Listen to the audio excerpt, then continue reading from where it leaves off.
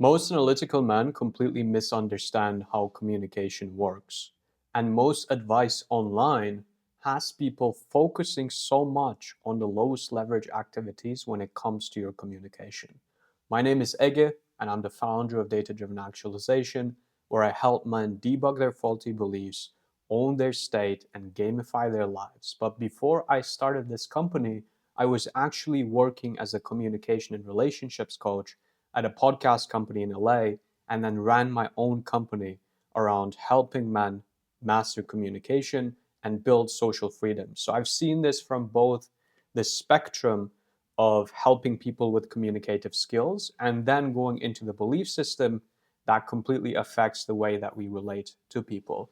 And the biggest thing I found around this is the way you communicate has nothing to do with the words. So today, I'll talk to you about the hierarchy of communication, what to pay attention to the most, the three responses men have when they feel threatened in their communication, and lastly, I'll give you the ultimate state that will help you connect with anyone that you speak to um, without trying to be someone that you're not. So if you're watching this video, you probably resonate with this idea to some level.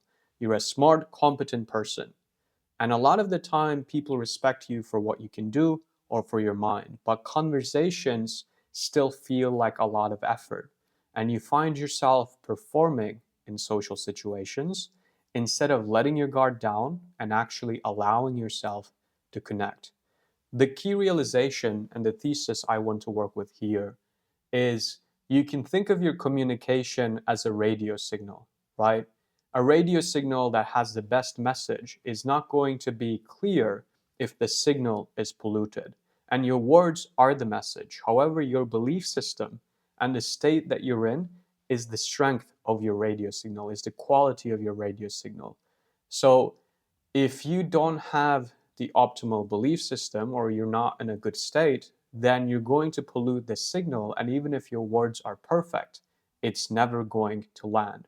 So, having this perspective that our job is to clear the signal instead of finding this perfect thing to say is going to take so much pressure off of you, and it will help you focus on the right parts of the communication hierarchy, because the words really are the smallest layer of all of this. People feel your energy before they even process a sentence of what you said. And your energy first comes at the foundational layer from your belief system. These are the projections, the interjections, the split ego states that you carry, right? You might carry interjections like, I have to perform to be loved, or if I share my true self, people will leave me. And then these interjections, the false beliefs you took on from the outside world, will affect every single moment of how you communicate, because someone with the belief that if I share my true self, people will leave is never going to communicate directly, and they're always going to be tiptoeing in social situations. And that belief will affect their state. Instead of being creative, being confident, being free, they will feel this need to close themselves off, to guard against stress, to look around and see what's happening, right? So we've got beliefs at the foundational layer. This should actually be bigger than the state. That's the most important layer.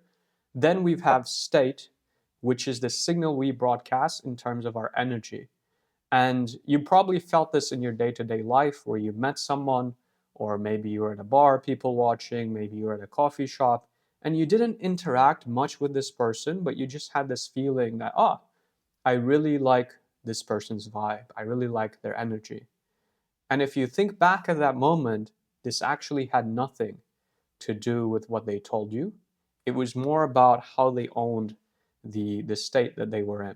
Then we have our body language, and the voice, which is your tone, your posture, how you speak. And so much of this is also related to the shadow patterns, the beliefs that we carry. In fact, I have a funny story about this where a few months ago, I was catching up with a friend over WhatsApp who helps people with communication. And I sent him a quick voice note because I was out somewhere and I didn't want to type. And he immediately responded. I remember it was in caps lock, and he never uses caps lock. And he's like, dude, what happened to your voice? What kind of voice training have you been doing? Tell me so I can start doing it myself and I can do it with my clients. And when I got that message, I thought to myself, like, I don't do any voice training. The only thing I am doing really is shadow work, is working on my belief system, releasing beliefs that are preventing me from communicating in the way that I want. So I told them this, and then I realized, oh, it's because when we hold on to and interject a false belief, like I can't express my true self, and if I do, people will run away, then that creates tension in the throat a lot of the times. So when we release that tension, then boom, through that release, we change our state, we change our voice, we change everything. And then the words that we use are actually the smallest part of how we communicate and relate to people. So when you understand this hierarchy, you can see, oh, when I do belief work, it's not something I do in isolation. It affects the way that I relate to people. And again, like I said, your main job here, the core idea of this, is you clear your signal instead of trying to micromanage every single thing you say. And that allows your mind to relax as well, because now instead of focusing on 50 different things, like, oh, what am I going to use as the word in these situations, you can just focus on clearing your signal. Like I said before, if you had the perfect words on a signal of fear, self-doubt, trying to impress the other person, you never actually communicate cleanly. So your only job socially is to clear the signal by working on your belief system and your state, which is what we're about in data-driven actualization. And even if you had the perfect script, right? I gave you the exact same thing I use successfully many times over and over again to connect with people, because you would interpret their differences or their responses differently in social situations because of your own belief system. You might get very different results because the way you're processing the event is completely different.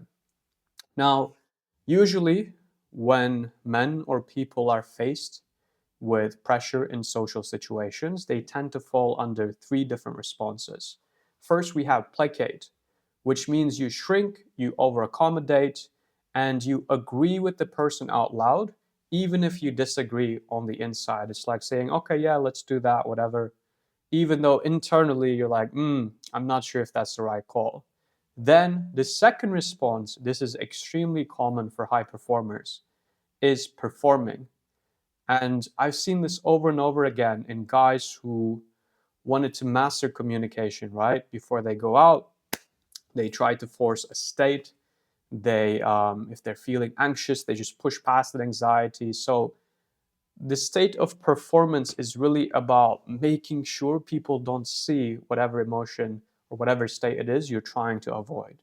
So this is when people force a state, they work for approval, but underneath they feel like a fraud. This is why the results they get from this approach usually don't last, because they know this is not who I truly am. And the last response that happens commonly is detaching. Sometimes men go into their head, they go cold, and before the other person could reject them, they reject themselves, or they reject the other person as a defense mechanism. They say, I wasn't interested anyways, I wasn't trying hard anyways, or whatever it is, right? So the way this would show up in some of the members inside our community is we'd have people who'd come in and they would be talking about a social situation, someone they wanted to talk to, and they'd say, oh, if I approach this person, I feel like I'm intruding on them. So that's just one example of how a belief, again, if we go back to this, a belief can completely change the way that we communicate, right? That belief was holding him back from even saying hello. But once we remove that belief, then that whole process can become so much more effortless. So, what's the solution here? Obviously, the grand solution throughout life is to pay attention to everything on this channel, do your belief work, regulate your nervous system, make the time to build the most important relationship that you have, which is your own relationship with your mind. But in this video, the shorter solution is to unlock a state of relaxed warmth. The way we do that is through three pillars. First, we relax the mind, then we relax the body, and then we radiate warmth. So we relax the mind by using the 6R process. How do we do that? Let's say we have a thought that says, okay, there's a silence, and I have a thought, this is getting awkward. First, in my mind, silently, I go, never mind. So I let this thought go. Then I relax my mind. I relax the inside of my skull, right? Then I smile. I put a smile in my mind, in my eyes, on my lips, and in my heart. And then I come back to the person in front of me. So it's never mind, relax, smile, come back. Using this process, we relax the mind in social situations. Then we relax the body. There's usually two places men hold tension in social situations. And this came from my observation working with hundreds of guys in different social scenarios. It's the throat and it's uh, it's the PC muscle, which is a fancy way to say your butt, right? And I know that sounds funny, but it's even reflected in our language. Like when we say someone's a tight ass, we mean like they're being very strict, right? So relaxing these two places will allow your communication to come a lot more clearly. And then lastly, once we do the relaxation, we radiate warmth. So imagine seeing the person in front of you and genuinely wishing them well. Sometimes you can even bring up thoughts in your mind like, may you be happy, may you be healthy, may you be at peace, just as anchors as you're listening to this person. So it's not about repeating these phrases as much as possible. However, this is about bringing yourself into the state of relaxed warmth. So what was before a negative bias becomes actually a positive bias, and you see the best in people and the best in yourself as you communicate. So the core idea here is you were never actually bad at picking words.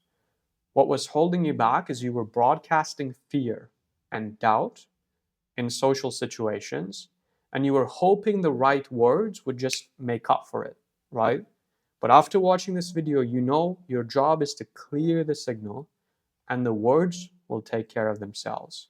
So, if you want to know the belief running your social life, because then what you can do again, instead of wasting time on the words, you go to the highest leverage part of this hierarchy, you find the belief, you remove it, and boom, everything changes, right?